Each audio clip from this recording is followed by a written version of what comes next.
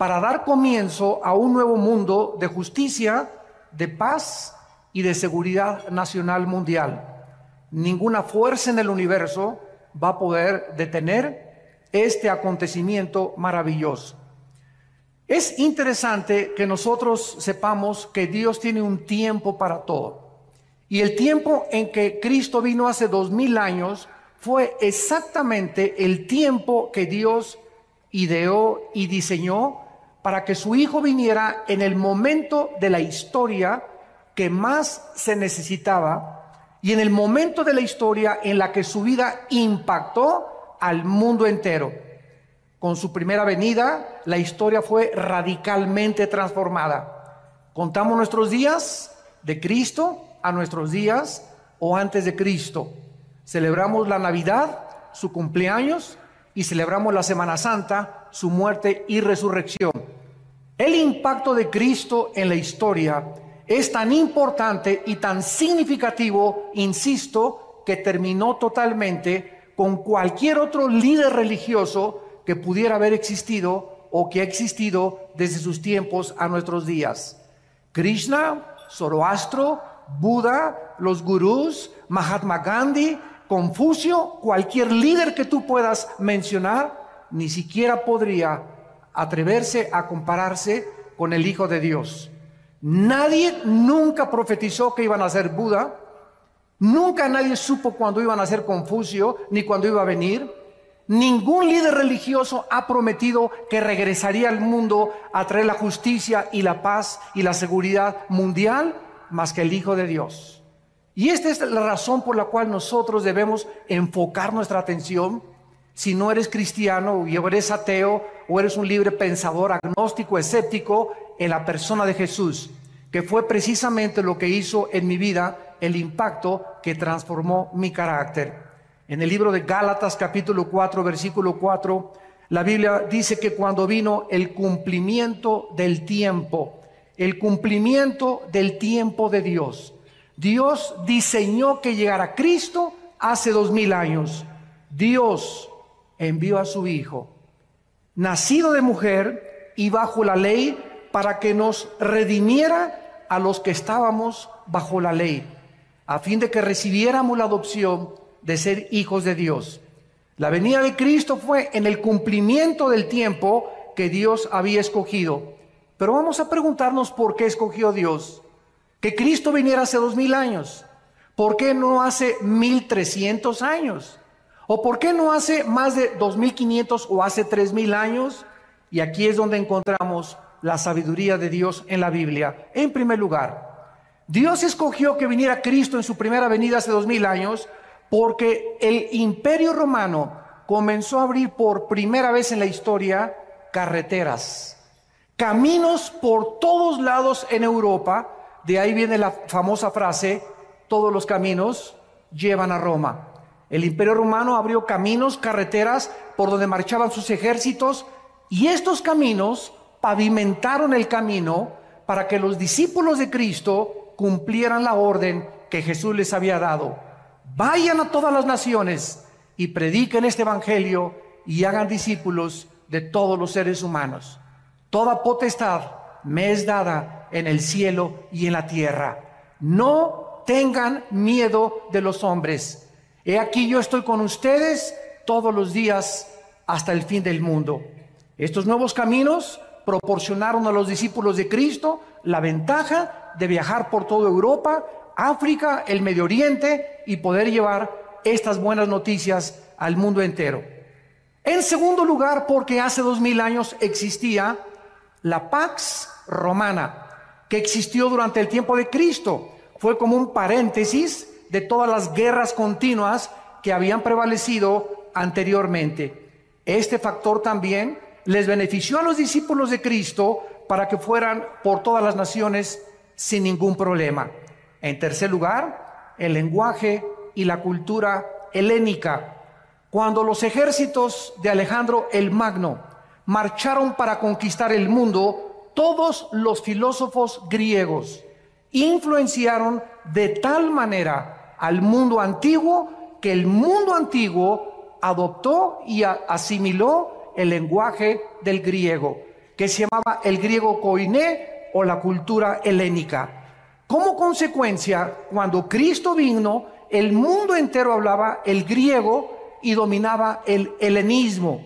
Esta igualdad de lenguaje y filosofía, al igual que los caminos que abrió Roma, pudieron prevalecer para poder llevar el evangelio y que no tuvieran absolutamente ningún problema en poder difundir las noticias de la salvación en Cristo Jesús.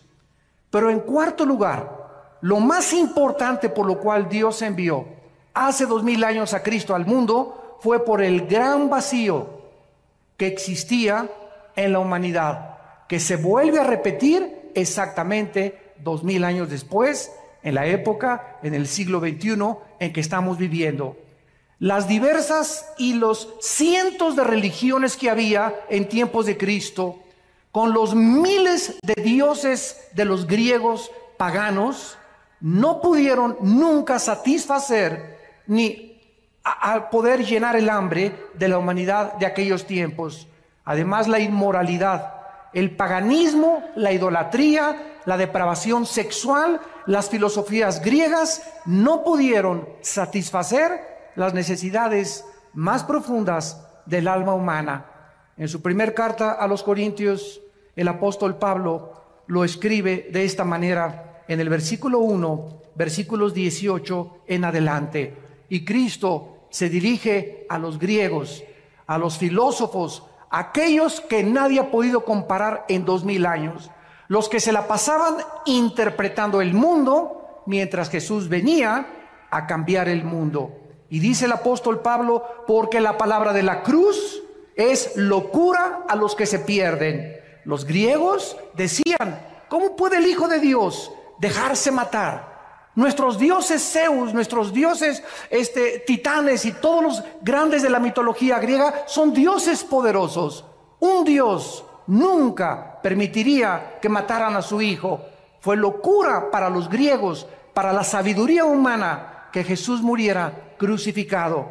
Pero para los que se salvan, dice el apóstol Pablo, a nosotros es poder de Dios. ¿Qué hizo Dios hace 2000 años? Destruyó la sabiduría de los sabios y desechó el entendimiento de los entendidos. Dios hace 2000 años, a través de Cristo, envió este mensaje a todos los filósofos. Ninguna alma humana tiene la capacidad intelectual para entender a Dios. Nadie podrá, a través de sus proposiciones filosóficas, a través de sus conjeturas, a través de sus hipótesis, a través de sus especulaciones racionales, poder comprender a Dios. ¿Por qué? Porque los pensamientos de Dios son mucho más grandes que los pensamientos humanos. Y los caminos de Dios, la forma como Dios actúa, es mucho, mucho, mucho más grande y diferente a como nosotros creemos que Él debería de caminar. Entonces, para que podamos alcanzar los pensamientos de Dios a través de nuestro intelecto, jamás lo hubiéramos podido lograr. ¿Qué hizo Dios? Envió del cielo a su Hijo a este mundo. Y Cristo nos trajo a este mundo los pensamientos de su Padre. Nos dijo cómo era Dios, nos dijo cómo hablaba Dios. Si tú quieres conocer a Dios, ve a Jesucristo. Si quieres saber cómo piensa Dios, estudia la vida de Cristo, porque Él es la imagen del Dios invisible, el primogénito de los muertos, el creador del universo.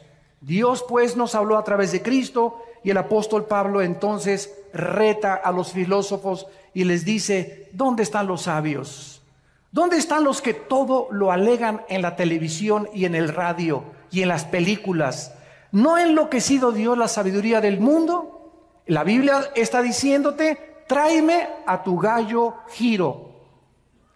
¿Quién es para ti el más sabio, la persona más inteligente, el filósofo más grande, tu héroe? Tráemelo, dice Dios, y ponlo aquí, y ponemos a Jesús a un lado. ¿En quién vas a pensar? ¿En Platón? ¿Sócrates? ¿Alejandro el Magno? ¿Oscar Wilde? ¿Zoroastro? ¿Buda? ¿Mahatma Gandhi? Piensa.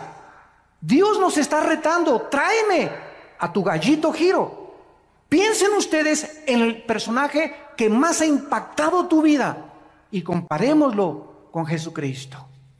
Tráeme el libro que tú quieras de literatura, de genética, de historia, de geografía, de antropología, de aritmética, de física, de genética. Pónmelos aquí y ponemos la Biblia a un lado. No hay ninguna obra ni volumen en la literatura que se pueda comparar con la Biblia. Este es el mensaje que me ha gustado llevar a las universidades. Y retando a los universitarios les he dicho lo mismo. Tráiganme ustedes y vamos a discutir y vamos a argumentar contra Marx, contra Freud, contra Carlos Darwin, contra Friedrich Nietzsche, contra Carlos Sagan, contra el que tú quieras. Cristo destruye la sabiduría y la filosofía humana. ¿Por qué? Porque son hombres. Hombres como tú y como yo, frágiles, con pies de barro, que no tenemos la capacidad más que limitada para poder llegar a un cierto punto de comprensión. Y el mundo se ha pasado tratando de entender el mal, la existencia de la maldad, que es el problema número uno de la filosofía y de los teólogos en la humanidad. La humanidad vivía en las peores condiciones en aquel tiempo, y entonces la Biblia dice, ya que en la sabiduría de Dios. El mundo no conoció a Dios mediante la sabiduría, ni de Platón, ni de los griegos, ni de Sócrates, ni de Carlos Marx, ni de ningún hombre puede darnos el conocimiento de Dios.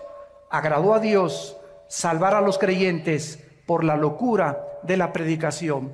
Dios escoge un mensaje que es locura al intelecto humano.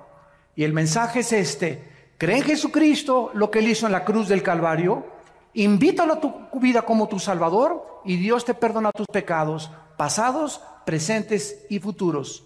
Recibes la eternidad en ese momento, y en ese momento el intelecto humano comienza a luchar. No puede ser tan fácil. Yo tengo que irme de rodillas a la villa, tengo que hacer algunas obras, tengo que hacer esto y el otro, tengo que hacer 5 asilos, tengo que construir 10 orfanatorios, tengo que hacer algo para poder entrar al cielo. Dios dice, mis pensamientos no son tus pensamientos, sométete a mis términos, la salvación es por gracia, no es por obras.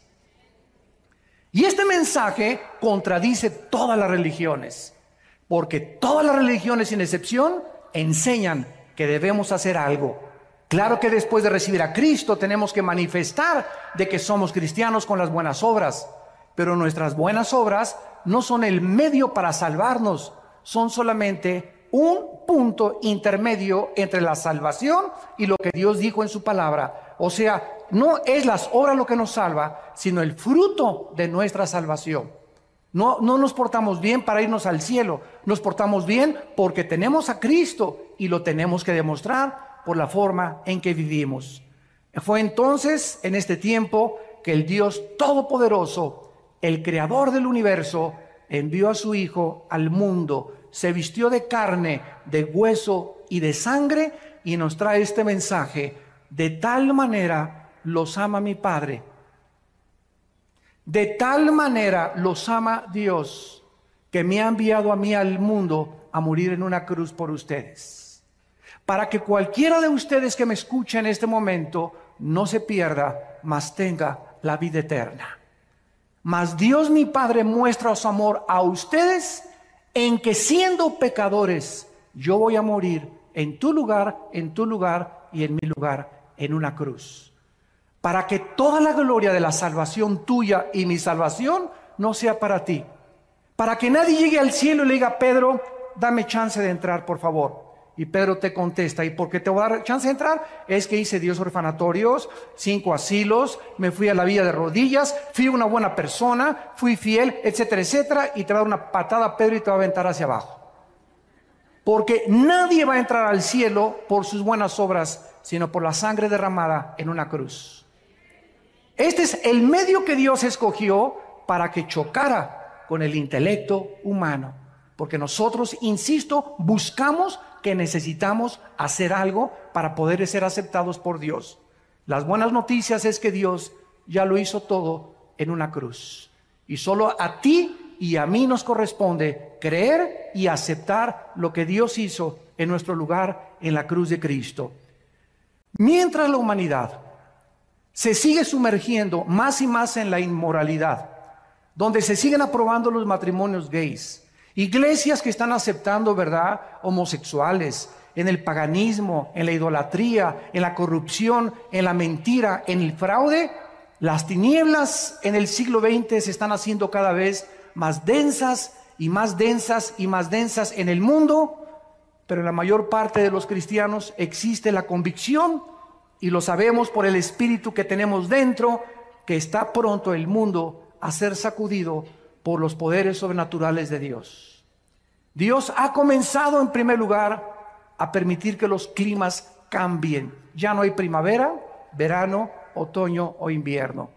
Hemos acabado con el agua, hemos contaminado la comida, hemos contaminado el aire, la guerra política se intensifica, el Medio Oriente es una olla express que en cualquier momento cualquier loco aprieta un botón y explota el Medio Oriente. El petróleo se va a $200 por barril y comienza el caos, una inflación y una recesión donde la gente va a comenzar a desmayar, dice Lucas 21, por las cosas que están por suceder en el mundo entero. Y en medio de estas tinieblas y de esta confusión existe la voz de aquel que dijo: mi paz les dejo, mi paz les doy. No tengan miedo. Mientras el mundo esté confundido, ustedes saben que yo soy el buen pastor, que di mi vida por ustedes y que nunca, nunca, nunca nada les va a faltar. Para nosotros el morir es ganancia. Lo peor que nos pudiera suceder es morir en un terremoto, en un tsunami, una erupción volcánica, un avionazo. De algo tenemos que morir. Y cuando muramos, seremos librados de este cuerpo corrupto y nuestra alma y nuestro espíritu será libre de esta prisión donde se encuentra actualmente y temporalmente, para estar en la presencia por todos los siglos de los siglos enfrente del Creador. Cristo en Mateo 24 explicó las señales antes de su venida. Porque vendrán muchos en mi nombre, versículo 5, diciendo: yo soy el Cristo, y a muchos engañarán. ¿Cuántas personas conoces hace 2000 años a nuestros días que han dicho: yo soy el Cristo? Gurús, David Koresh, Jim Jones, un tipo que anda ahorita en Miami diciendo que él es el anticristo y que él es Cristo, etcétera, etcétera. Los gurús de las filosofías orientales que te dicen: concéntrate en Chapultepec en posición de loto, budismo zen, en el tercer ojo que tenemos. El tercer ojo lo tienen, pero atrás no lo tienen adelante. Y concéntrate en Dios, y Dios está dentro de ti, y Dios está dentro de todos los seres humanos. ¿De dónde salió esta filosofía? Esta filosofía salió de los hombres, no de la Biblia. Y mientras todo esto sucede y siguen levantándose hombres y mesías, y el mundo como un niño inmaduro sigue creyendo que un presidente o un gobernante va a sacar al país del problema, o un partido político, siguen los seres humanos poniendo su esperanza en los seres humanos y no en Dios. Y la Biblia dice: maldito el que confía en el hombre y pone por carne su brazo. Bendito aquel que confía en Dios, porque será como árbol plantado junto a corrientes de agua, que da su fruto a su tiempo y su hoja no cae, y todo lo que haga prosperará. Nuestra confianza está en Dios. Nuestra confianza y esperanza no está en ningún político, en ningún partido, en ningún sistema político, ni socialista, ni comunista, ni democrático. Ningún sistema es perfecto, ningún estadista es perfecto, solo Jesucristo fue perfecto. Así que si tú tienes tu confianza en Dios y en Jesucristo, podrás mantenerte en un fundamento inconmovible, que es la roca, que es Jesús. Mateo 24 dice Jesucristo: van a oír de guerras y rumores de guerras. Miren que no se turben, porque es necesario que esto acontezca, pero aún no es el fin. 1914, Primera Guerra Mundial de la historia.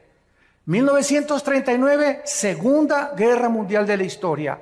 De 1945 a nuestros días, 445 revoluciones, más de 370 golpes de Estado, más de 15 cuantos genocidios. El siglo XX es el siglo donde más sangre se ha derramado, donde más guerras, donde más genocidios, José Stalin, Adolfo Hitler, Idi Amin, Lao Tse-tung, Mao Tse, y todos ellos, ¿verdad? Millones de personas mataron, pero al mismo tiempo e irónicamente, el siglo XX se caracterizó por ser el siglo donde más alta tecnología alcanzó el ser humano y donde más descubrimientos científicos se han logrado en toda la historia de la humanidad.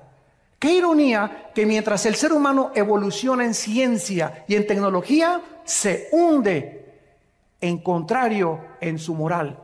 Cada vez se deprava más, cada vez hay más pastillas tranquilizantes, cada vez hay más confusión, porque el ser humano no fue nacido para él solucionar los problemas mundiales. Para eso tenemos a un Dios que dio su vida por nosotros en una cruz. Dice Cristo, iban a haber pestes. Te sonó la campana, ¿verdad? Que la influencia, que el ébola, que esto y el otro, que el SIDA, que el retrovirus del SIDA. Va a haber hambres, terremotos y todo será principio de dolores. Damas y caballeros, el mundo está entrando, lo que Jesús dijo hace 2000 años, al principio de los dolores. ¿Estás listo? Esto no es una coincidencia que hayas venido esta mañana a este desayuno. Dios te ama y Él quiere que tú te detengas y que pienses y reflexiones que la vida es mucho más que el sexo, que es mucho más que el alcohol y que las drogas, es mucho más que el dinero y es mucho más que la popularidad y la fama que puedas tener. Todas esas cosas te van a dejar vacío y te van a dejar insaciable, porque de esa agua volverás a tener sed, pero el agua que yo te doy, dice Jesucristo, será una fuente que salte dentro de ti para vida eterna, porque fuimos creados para Dios, y mientras nuestra alma no regrese a Dios, nada en esta vida nos podrá satisfacer, dijo Cristo. Y entonces muchos tropezarán entonces y se van a entregar unos a otros, y unos a otros se aborrecerán. Dios dice que antes de que Él venga, el carácter del ser humano se va a deteriorar. Y ahora hemos visto ya crímenes de niños de 8, de 9, de 10, 12 años de edad. Maestras de escuela acostándose con niños de 12, 13 años de edad, las maestras de 30 años. Madres que ahogan a sus hijos en los ríos y que los sacrifican porque el novio no le gustaron los hijos que tienes. Estamos viendo cosas que jamás en la historia habíamos visto. Ahora los adolescentes no son de 18 a 21 años, son de 12, 13 años de edad, ya manoseándose entre ellos, besándose entre ellos, usando drogas, usando alcohol. ¿Por qué? Porque el carácter del ser humano se está deteriorando y los padres no se han dado cuenta y lo están acabando de aceptar como algo normal. Y no es normal. Nosotros somos un pueblo santo, llamado por Dios. Somos linaje escogido para ir en contra de las diversiones, en contra de las costumbres, en contra de la cultura y la moral del mundo. Dios nos ha llamado a ser diferentes. Y en esta diferencia estriba precisamente si tú eres santo o perteneces solamente a una iglesia porque te bautizaron o porque tus padres te heredaron la religión.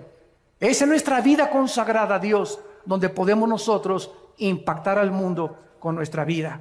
Cada vez los padres se van contra los hijos ahora, los hijos contra los padres, divorcios por todos lados, la gente contra el partido político, entre los partidos políticos unos a otros matándose. Ya no les interesa México, no les interesa Argentina, les interesa su partido, no les interesa el bienestar de la nación, les interesa su imperio, les interesa lo que ellos anhelan, no les interesa tu bien ni mi bien, les interesa sus propios intereses personales. Este es el egoísmo del ser humano, donde ya se perdió la brújula por todos lados. Ya nadie sabe qué cosa es lo que están persiguiendo. Y dice Cristo, muchos profetas se van a levantar y engañar a muchos. Y por haberse multiplicado la maldad, el amor de muchos se enfriará. Pero el que persevere hasta el fin, este será salvado y será predicado este evangelio del reino a todas las naciones. Y entonces vendrá el fin. No fue hasta 1975 que se puso en órbita el primer Sputnik en Rusia, hasta nuestros días, que ahora los medios de comunicación están llevando este mensaje al mundo entero. Ahorita me están viendo aquí más de 1,300 personas en este salón, pero en este momento estamos siendo observados también por más de 60 millones de seres humanos que están oyendo lo que tú estás oyendo. Increíble la tecnología del siglo XXI. La mayoría de la gente sabe que la humanidad se está desintegrando. Los cambios climáticos, los terremotos, la pérdida de ozono en el espacio, la contaminación del aire, el agua, la comida, las guerras del Medio Oriente son señales de que el mundo está a punto de explotar. Hace 2700 años, el profeta Isaías en el capítulo 24, versículo 3 en adelante, escuchen lo que escribió. Lo que voy a leer fue escrito, apúntalo, hace 2700 años. Y este rollo de Isaías que voy a leer se encontró en Qumran. Y estos papiros originales no los inventó Don Brown, ni el Código Da Vinci, ni ángeles ni demonios. No es mitología, esto está en el Museo de Israel. Y ahí puedes ver tú estos papiros del rollo de Isaías exactamente como lo tenemos nosotros en nuestra Biblia. Así que si alguno tiene una duda de la veracidad de los documentos históricos de la Biblia, ahí están los documentos originales que te dan testimonio de que esto es realmente palabra de Dios. Dice Isaías 24, versículo 3, la tierra será vaciada, completamente saqueada. Jehová ha pronunciado esta palabra, se destruyó, cayó la tierra, enfermó, cayó el mundo. Enfermaron los altos pueblos de la tierra y la tierra se contaminó bajo sus moradores. ¿Por qué? Porque traspasaron las leyes, falsearon el derecho, quebrantaron el pacto sempiterno. Damas y caballeros, cuando tú no les pones a los niños una línea y les dices, esto pueden hacer en vacaciones, entrar a su cuarto a tal hora, levantar sus cosas, esto no pueden hacer. No puedes salir de tu cuarto después de las 9 de la noche, no puedes hacer estas cosas. Si no ponemos una línea de demarcación a nuestros jóvenes, a nuestros niños, y si el gobierno no tuviera parámetros como los altos y los semáforos que te dice la luz amarilla, párate, porque si te pasas no sos responsable de un accidente, entonces el mundo sería una anarquía total. Dios ha establecido líneas morales.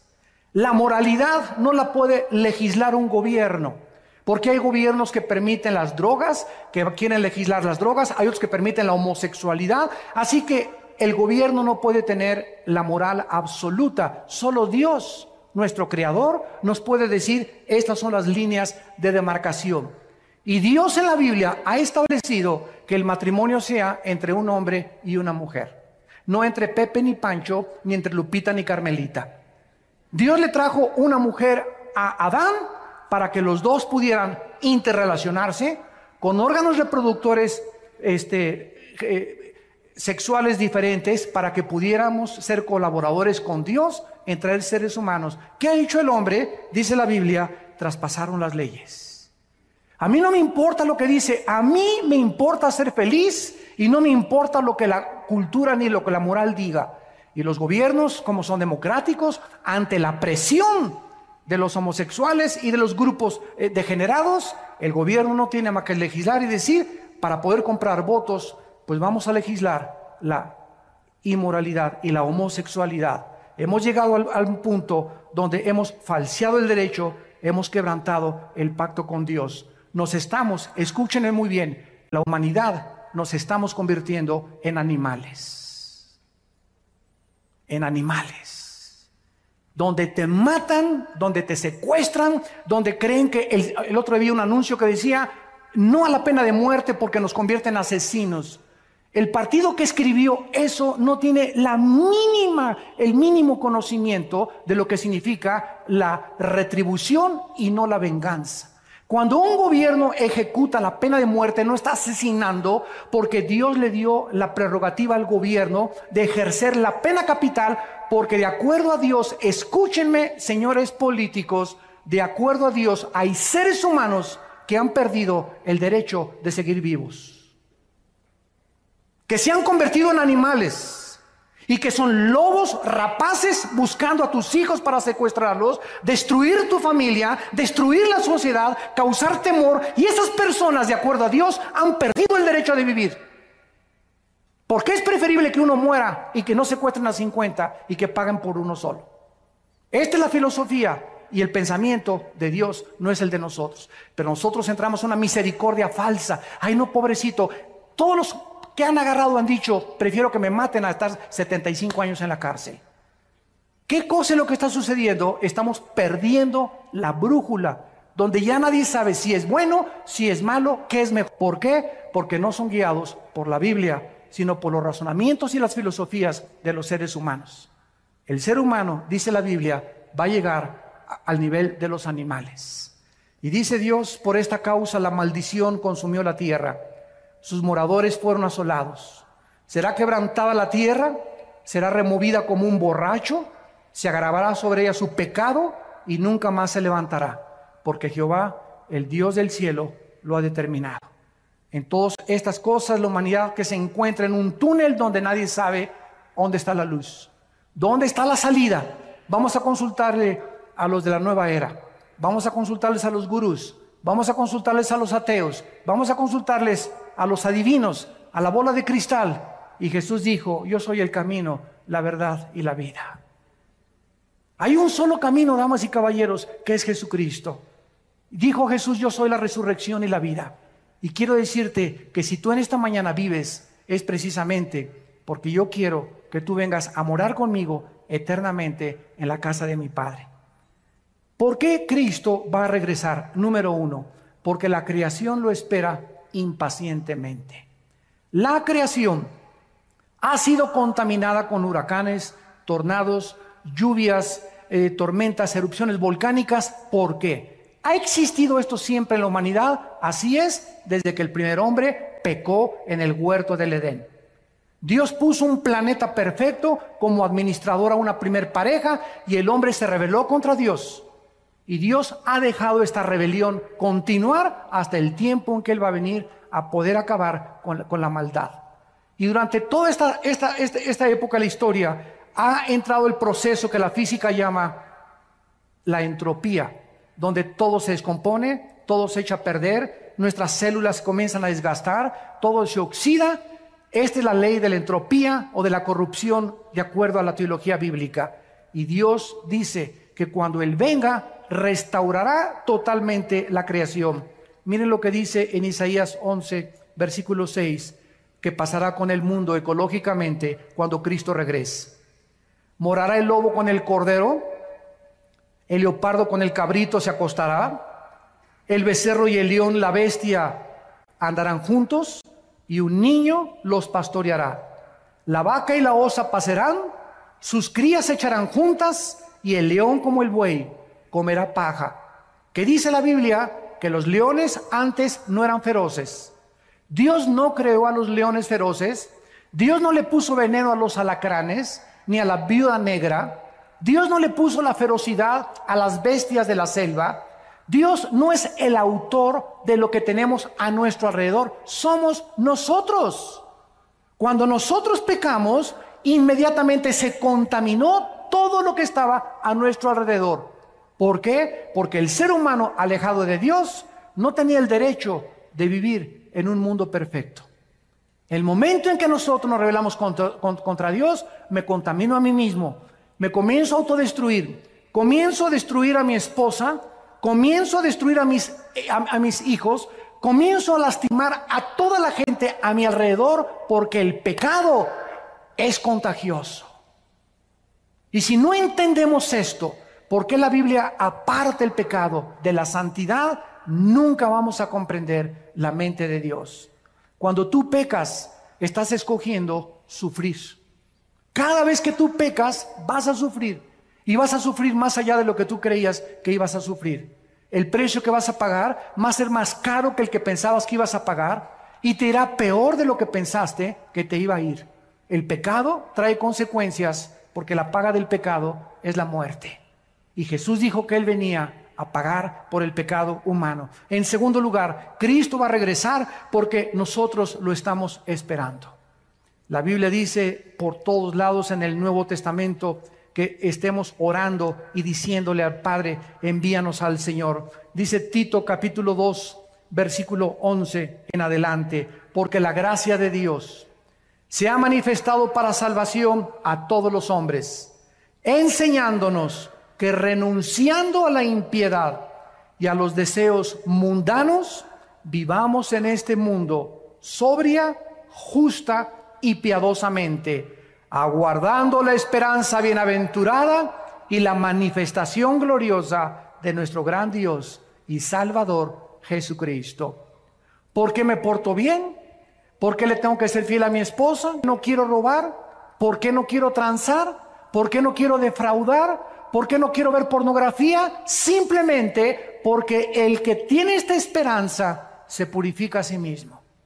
Si tú realmente crees que Cristo va a venir, tu vida tiene una perspectiva diferente a cómo vas a vivir.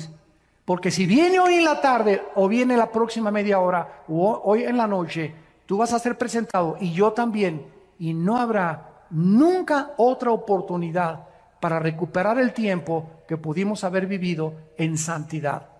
Por eso, amados santos, estar firmes y constantes, sabiendo que la obra en el Señor no es en vano. La Biblia dice que nosotros le esperamos, y yo te pregunto, ¿y tú a quién estás esperando?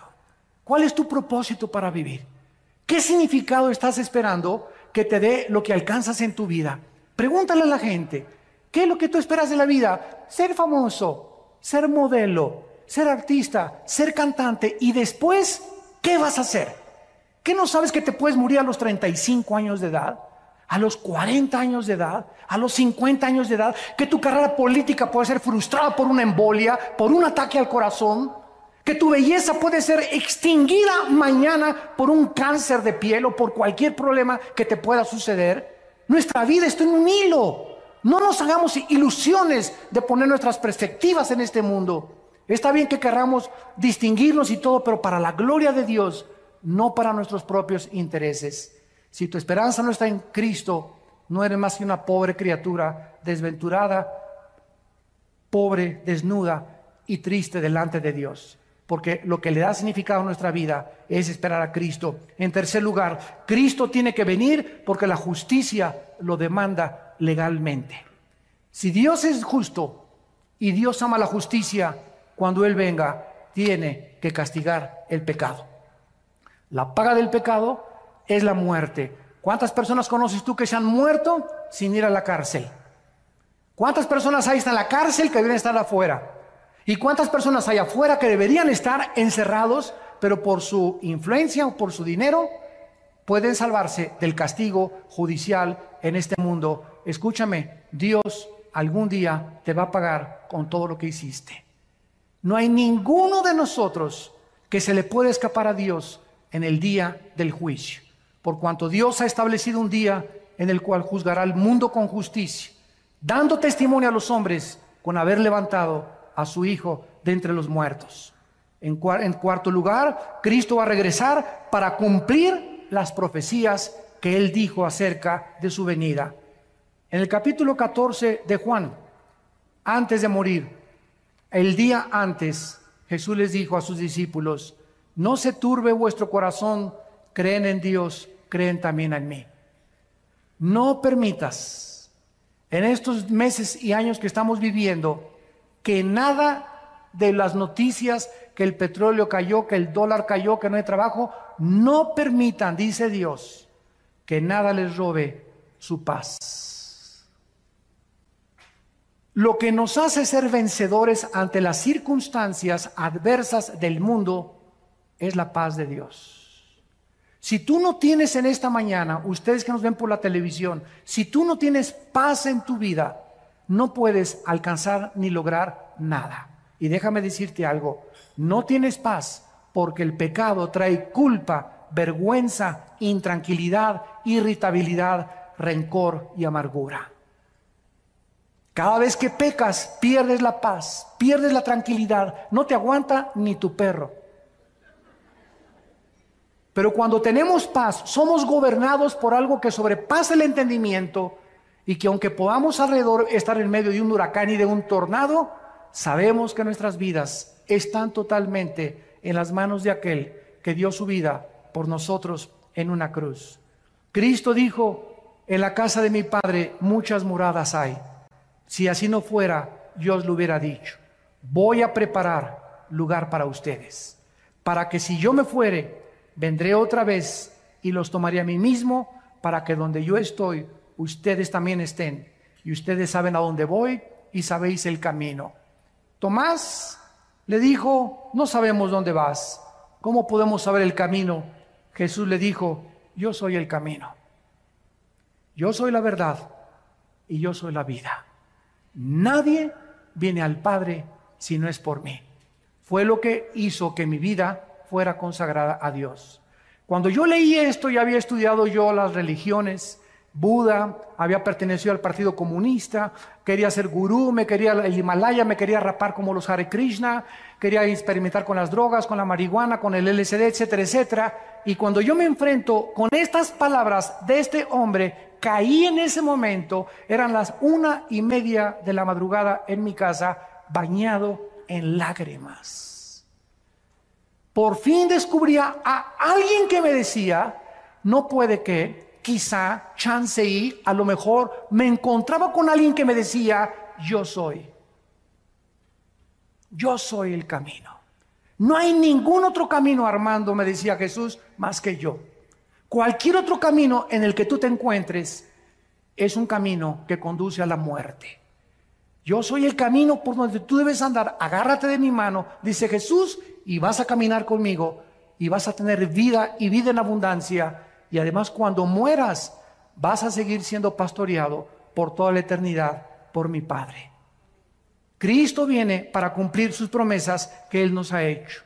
Y terminamos viendo los contrastes entre la primera y la segunda venida de Jesucristo.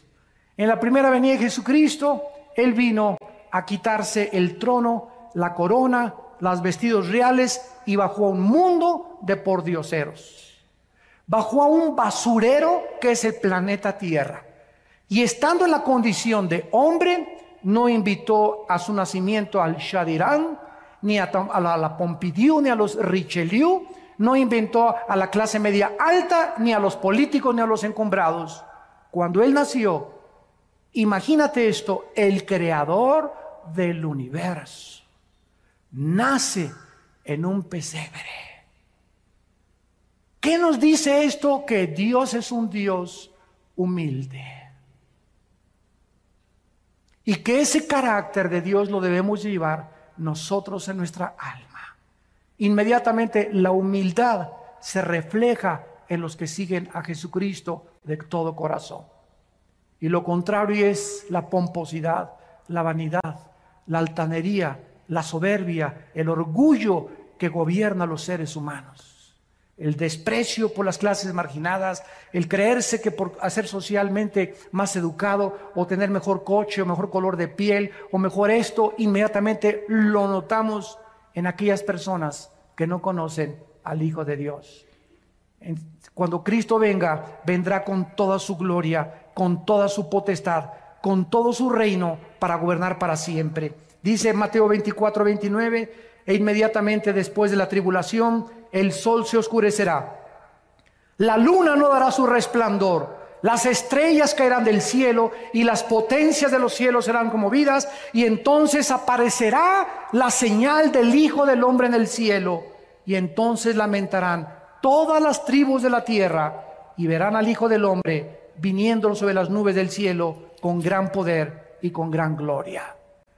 Vino como un siervo. Cuando Él venga, viene a reinar sobre nosotros. En segundo lugar, vino como un cordero en su primera venida. Cuando estaban sus enemigos, no abrió su boca. Pilato le dijo: defiéndete. ¿Qué no sabes que tengo poder para crucificarte o para soltarte? Cristo sabía que su vida no dependía de un gobernador. Y le contestó a Pilato y le dijo: ninguna autoridad tendrías si no te fuera dada del cielo. Él vino a entregarse como un cordero, pero cuando Él regrese, vendrá como el león de la tribu de Judá. a juzgar a los vivos y a los muertos. En su primera venida fue juzgado.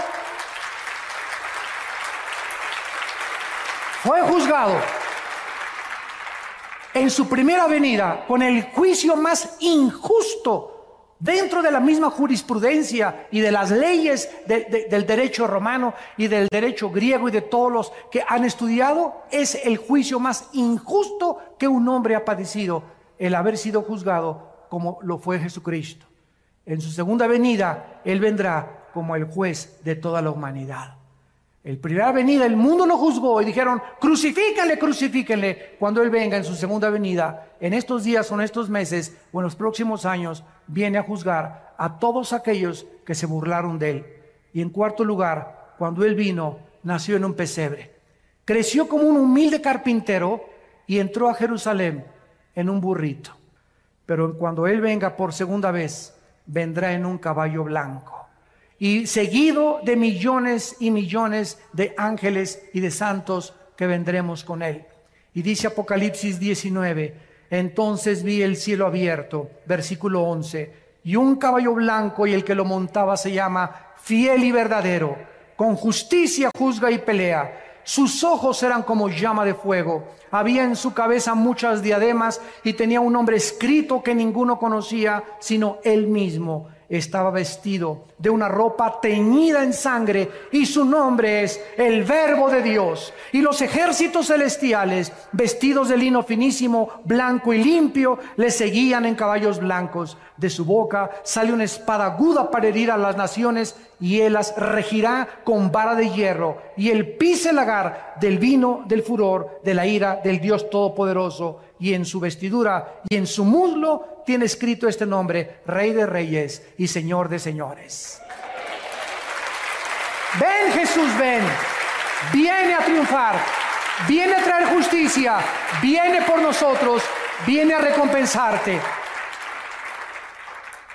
Y dice la Biblia finalmente en el capítulo 11 de Apocalipsis: y entonces los ancianos en el cielo se postraron y dijeron: Señor, te damos las gracias por el que eres y el que eras y que has de venir, porque has tomado tu poder y has reinado. Y se airaron las naciones, y tu ira ha venido, y el tiempo de juzgar a los muertos y de darle el galardón a tus siervos, los profetas, a los santos y a los que temen tu nombre, pequeños y grandes, y destruir a los que destruyen la tierra. El Señor Jesucristo viene a juzgarte. Y si tú recibes a Cristo en esta mañana, Él ya no viene como tu juez, Él vendrá como tu Salvador. Él vendrá como tu Redentor. Vendrá por ti y por mí para llevarnos con Él, para que los siglos venideros, que solamente pasamos por esta tierra temporalmente, podamos reinar por toda la eternidad con aquel que dice: he aquí, yo soy el primero y yo soy el último. Yo soy el alfa y yo soy el omega. Vengo pronto con mi galardón para recompensar a cada uno según su obra. ¿No quisieran muchos de ustedes en este momento abrirle tu corazón y recibirle en tu alma como tu Señor y como tu Salvador? Les pido por unos instantes, los que gusten, que inclinen su cabeza. Y ahí desde tu lugar, con toda la sinceridad y la honestidad de tu vida, sabiendo que no eres Dios, que tienes un límite para vivir y que después de la muerte viene el juicio, en este momento que tienes la oportunidad, la lucidez mental y que tu corazón ha sido preparado por el Espíritu Santo, no cierres tu corazón contra Él y dile en tu alma: Señor mío y Dios mío, te pido perdón por mis pecados. Creo que en la cruz pagaste por ellos con tu sangre preciosa.